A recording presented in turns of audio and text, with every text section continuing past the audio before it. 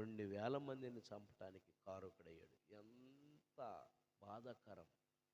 కన్న తల్లిదండ్రులకు పడిద్ది ఆ బాధ, బయట ఉన్న వాళ్ళకి ఏం పడిద్ది? సొలొమోను దగ్గరికి 2 తల్లులు వచ్చారు, ఒక బిడ్డను తీసుకొచ్చారు. అయ్యా ఇది నా కొడుకు, అయ్యా నా కొడుకు, అయ్యా నా కొడుకు, అయ్యా నా కొడుకు అని కేకలు పెడుతున్నారు. జనాలందరూ ఉన్నారు. సొలొమోనుకి మైండ్ పోతుంది. సింహాసనం మీద కూర్చున్నాడు. అప్పుడే ఆయన రాజులుగా చేశారు, అభిషేకించారు. అప్పుడే ఆయన అడిగాడు, ప్రభు సొలొమోను నీకేం కావాలరా అంటే, అయ్యా నాకు జ్ఞానం ఇయ్యని దేవుడిని అడిగితే జ్ఞానంతో పాటు అన్ని చేసి కూర్చున్నాడు. ఇక రాజరికంలో కూర్చున్నాడు, సింహాసనం మీద కూర్చున్నాడు. సొలొమోను ఫస్ట్ కేసు వచ్చింది. ఆ కేసు ఏందో తెలుసా? ఈడు నా కొడుకయ్యా, ఈడు నా కొడుకయ్యా, నా కొడుకయ్యా, నా కొడుకని 2 తల్లులు గొడవ చేసి పడేస్తున్నారు.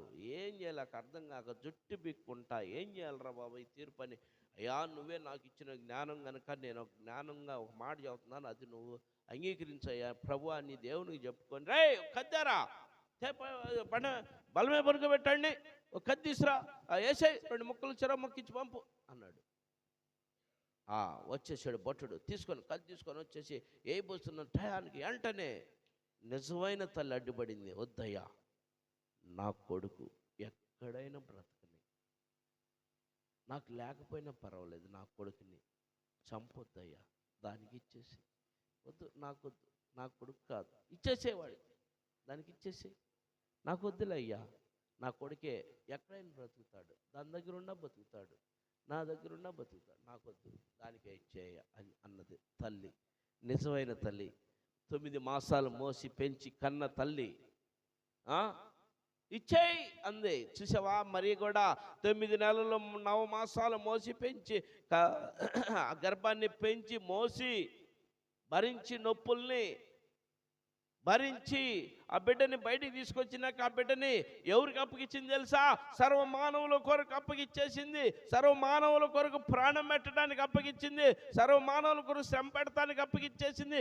సర్వమానవుల కొరకు చంపడానికి కూడా తల్లి వెనకాళ్ళ ఈ తల్లి ఏ రీతిలో అయితే ఇచ్చేసాయి అన్నదో ఇచ్చేసేసింది. రెండో తల్లి అంది, లేదు లేదు లేదు, వాడిని చంపాల్సిందే, 2 ముక్కలు చేయాల్సింది, 2 ముక్కలు చేయాల్సింది, 2 ముక్కలు చేయాల్సింది, 2 ముక్కలు చేయాల్సింది అన్న వాళ్ళు ఎవరు ఇప్పుడు? యోధులు.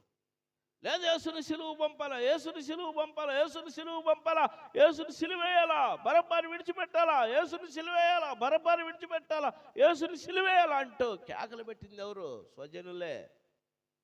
ఓర్చుకోలేనటువంటి వాళ్ళు, ద్వేషంగా ఉన్నటువంటి వాళ్ళు, కక్షలతో ఉన్నటువంటి వారు బయటికి మాత్రం చక్కగా గొర్రెలాగా ఉంటారు. లోపల ఎలా ఉంటుంది స్వభావం? తోడేళ్ళే, తోడేలు బ్రతికే, కడుపంతా వ్యసనమే, కడుపంతా కుళ్ళే. మనిషిని చూస్తే అరికాల నన్నెత్తి వరకు సింసలాడుతుంది కుళ్ళు. ఎంత చీర, ఎలాంటి చీర కట్టిందో చూడు, ఎలాంటి డ్రెస్సులు వేసాడో చూడు, కుళ్ళు.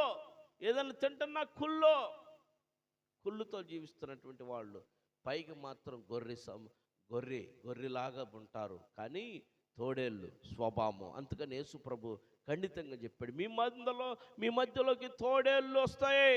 గొర్రె స్వభావం ధరించుకొని తోడేళ్ళు వచ్చి మిమ్మల్ని గలిబిలి చేస్తాయి. తోడేళ్ళు మాట మీకు తెలిసిపోయితే, గొర్రె స్వభావం మీకు తెలిసిపోయితే, తోడేళ్ళ స్వభావం మీకు తెలిసిపోయితే, తోడేళ్ళు ఏదో గొర్రెదో మీరు గమనించండి అని మనకు చెప్పాడు యేసు ప్రభు. ఈ మధ్య మన మధ్యకు కూడా తోడేళ్ళు వచ్చేస్తున్నాయి గొర్రె స్వభావంతో.